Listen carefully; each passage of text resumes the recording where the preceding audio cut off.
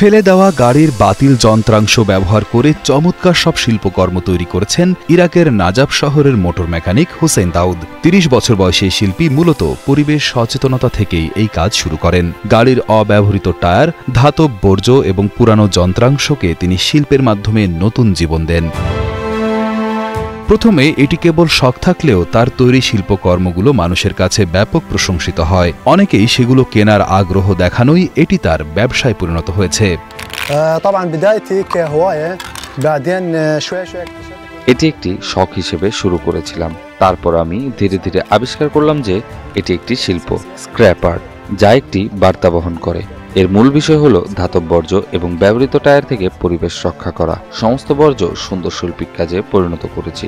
আমি এটি করে চলেছি যতক্ষণ না এটি একটি ব্যবসায় পরিণত হয়েছে। অনেক লোক আমার কাছ থেকে স্ক্র্যাপ আর্ট কিনতে আসে, তারা সেগুলি প্রশংসা করে।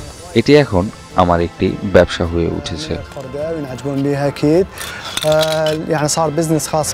দাউদ বিভিন্ন ওয়ার্কশপ এবং মোটরসাইকেল মেরামতের দোকান থেকে ইঞ্জিন বা যন্ত্রপাতির মতো বাতিল অংশ সংগ্রহ করেন। তার স্বপ্ন স্ক্র্যাপ আর্ট বা আবর্জনার শিল্পকে সারা বিশ্বে ছড়িয়ে দেওয়া এবং পার্ক বা রাস্তার মতো উন্মুক্ত স্থানে প্রদর্শন করে মানুষকে পরিবেশ সম্পর্কে সচেতন করা।